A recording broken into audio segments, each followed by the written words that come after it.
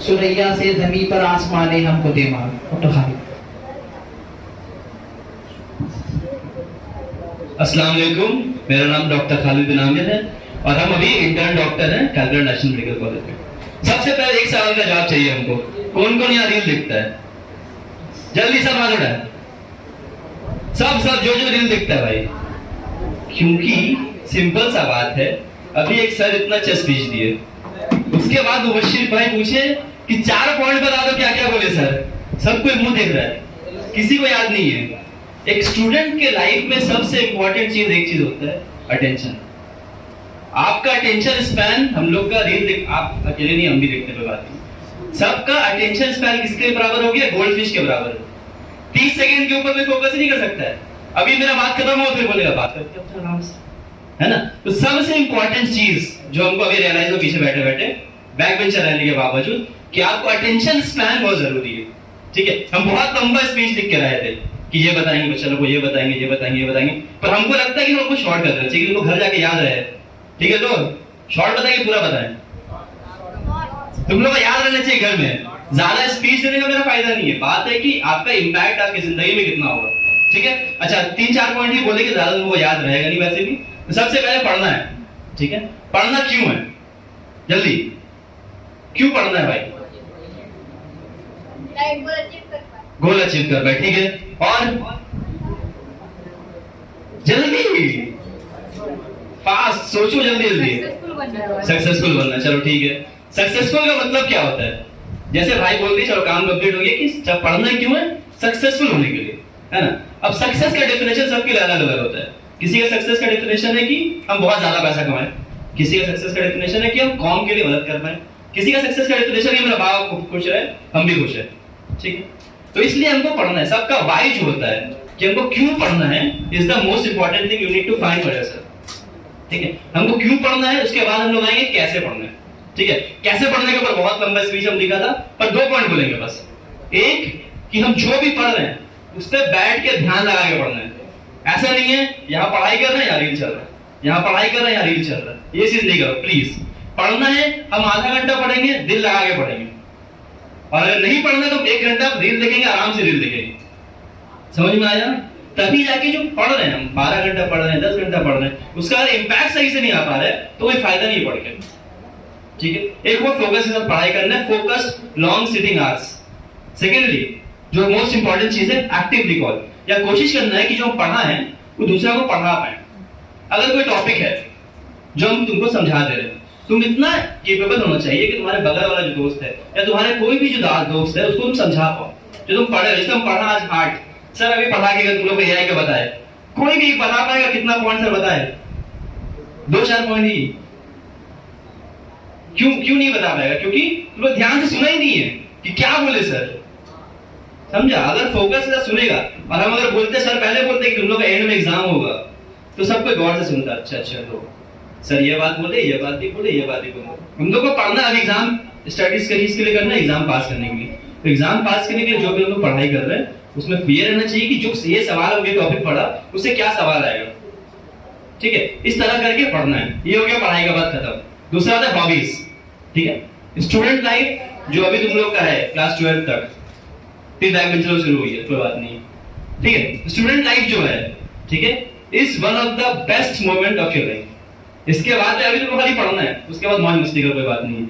जैसे जैसे उम्र बढ़ेगा फिर जिम्मेदारी आएगा, पढ़ाई लिखाई के बाद कमाने का जिम्मेदारी, इसका जिम्मेदारी, उसका जिम्मेदारी। तो स्टूडेंट लाइफ में पढ़ाई तो करना है और उसके साथ मौज मस्ती भी करते रहना है। ठीक है, अच्छा हॉबीज ढूंढना है, कोई बाहर खेलने जा सकता है, जिसको जो सही लगे भाई तुम लोग करो, क्योंकि यही टाइम है जिसमें तुम एक्सप्लोर करेगा। हॉबीज जितना ज्यादा डेवलप, जितना ज्यादा हॉबीज प्रैक्टिस करोगे उतना तुम्हारा पर्सनैलिटी डेवलप करेगा। ठीक है, किसी को अगर क्रिकेट खेलना पसंद है क्रिकेट खेलो, वैसा नहीं कि दिन भर क्रिकेट खेलो, विराट कोहली बनने का चांस सबका खत्म हो गया। ठीक है, अब क्या है कि हम लोग थोड़ा चांस अपना दिमाग को स्ट्रेस फ्री करने के लिए क्या करेंगे, थोड़ा खेलेंगे, थोड़ा पढ़ाई करेंगे, ये करेंगे। ठीक है, कोई पढ़ाई कर सकता है, किसी को हमको रीडिंग पसंद है तो किताब पढ़ते घर बैठ के, बहुत बढ़िया वाला काम है, मस्त है। ठीक है, उसके बाद पढ़ाई लिखाई हो गया, थोड़ा सा और काम का बात।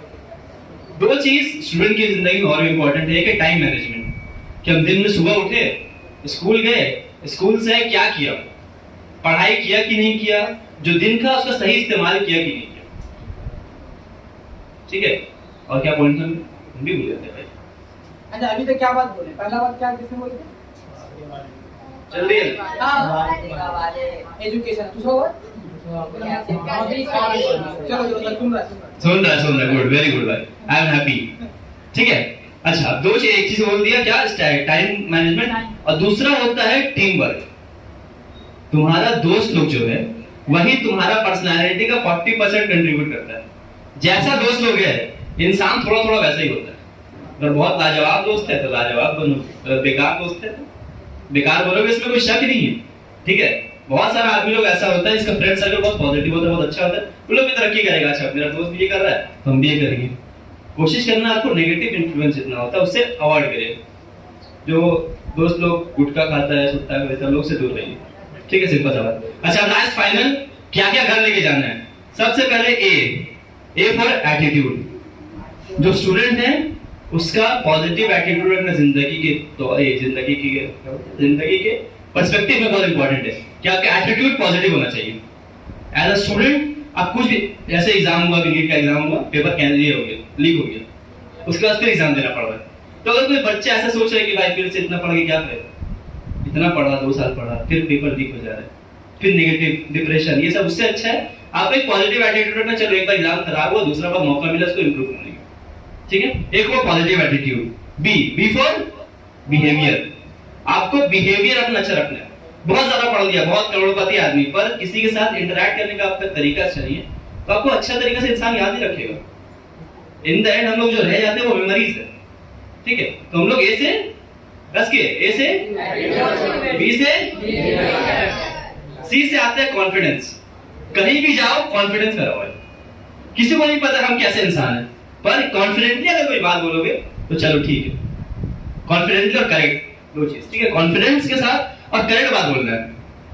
ठीक है, और एक और सी से एक और चीज है कम्युनिकेशन।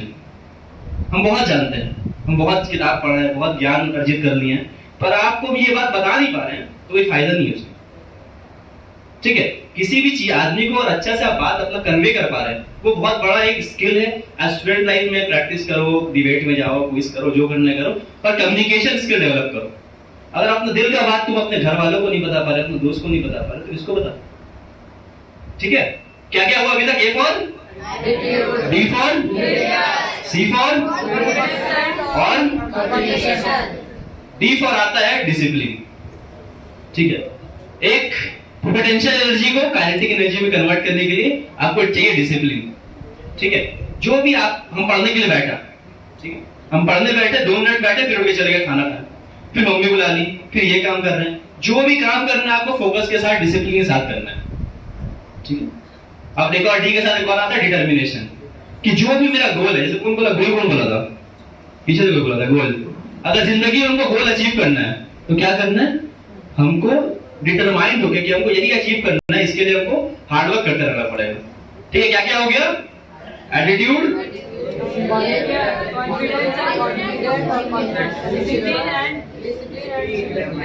डिटर्मिनेशन। ठीक है, 2 और बचे हैं, मेरा क्लास खत्म है।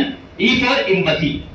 एम्पैथी क्या होता है? एक होता है सिंपैथी, कि बाबू तुमको चोट लगी, हमको बहुत बुरा लगा, कोई बात नहीं, खत्म है। पर एम्पैथी क्या होता है?